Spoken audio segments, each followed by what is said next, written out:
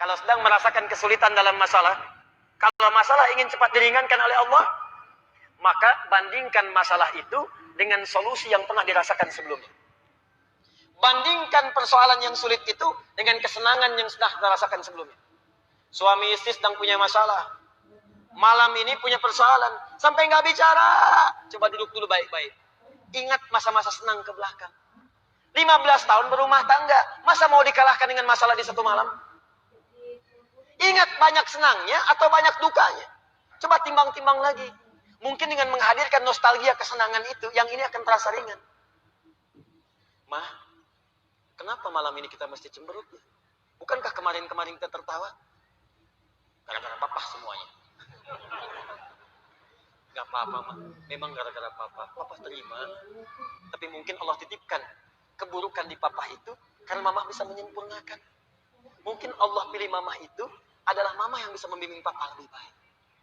Masya Allah. Oh gitu ya Pak ya. Mama bikin status dulu ya. Jadi kalau semuanya begitu enak rasanya.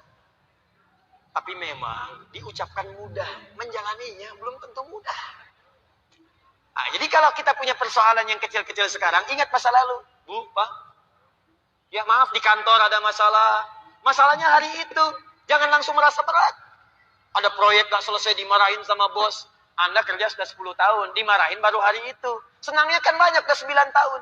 Masa persoalan sehari mengalahkan persoalan 9 tahun yang senang ke belakang? Kan tidak lucu.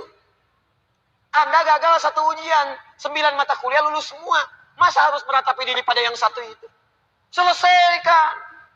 Mungkin di situ Allah ingin berikan anugerah supaya Anda paham lebih dalam. Mungkin disitulah kepakaran Anda supaya belajar lebih dalam lagi. Diangkat kemudian karena pakar itu. Di masalah itu. Jadi kalau Anda sedang merasakan kesulitan, ingat masa-masa lalu saat Allah memberikan banyak nikmat dalam kehidupan kita.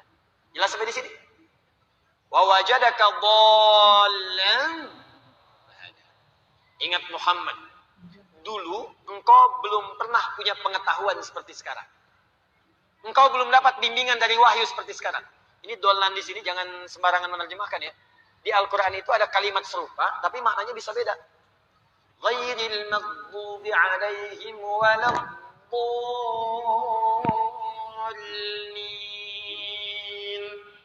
Maghdub yang tercela. Maghdub yang terhina. Dhalin di situ yang tersesat, tidak mendapatkan petunjuk Allah. Tapi kalau di surah Wadduha itu jangan diartikan tersesat. Bukan tidak mendapatkan petunjuk Allah, artinya yang belum mendapatkan bimbingan wahyu dari Allah Subhanahu wa taala. Bukankah dulu belum turun wahyu kepadamu? Bukankah dulu belum turun ayat-ayat Quran kepadamu yang membuat engkau semakin tenang sekarang? Wajadaka dhallan fahada. Muhammad, dulu kamu belum punya pengetahuan, sekarang dapat ilmu. Dulu kamu belum dapat bimbingan wahyu, sekarang dapat wahyu.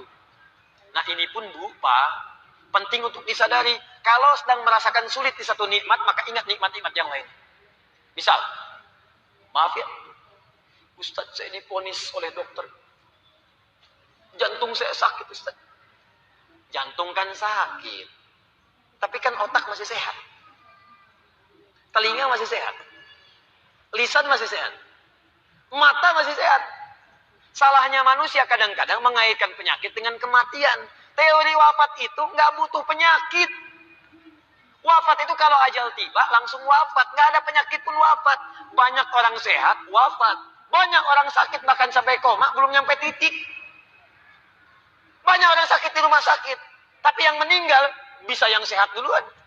Karena kaidah untuk wafat itu bukan penyakit. Ajal tiba. La yastakhiruna sa'ata wa la yastaqdimun. Quran surah 7 ayat 34. Ini kesalahan manusia itu kadang begitu. Divonis cancer. Stadium 4. Waktunya tinggal sebulan lagi. Gak akan nyampe kalau belum nyampe. Gak akan wafat kalau belum wafat.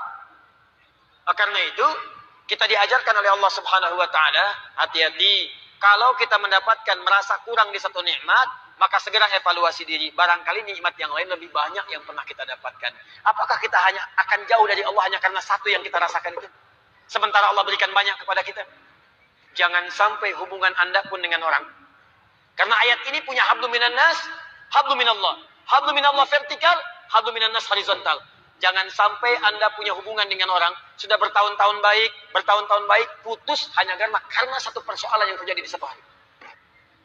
Sering terjadi begitu. sadar. Bertahun-tahun berteman, bertahun-tahun berkolega, bertahun-tahun bertetangga, di pemerintahan, di jabatan, di harta benda, di macam-macam. Cuman gara-gara satu persoalan lupa dengan kebaikan yang pernah terjadi di masa-masa lalu. Kalau itu terjadi dalam hidup Anda, maka Anda sedang dikuasai oleh setan. Anda sedang jauh dari Allah.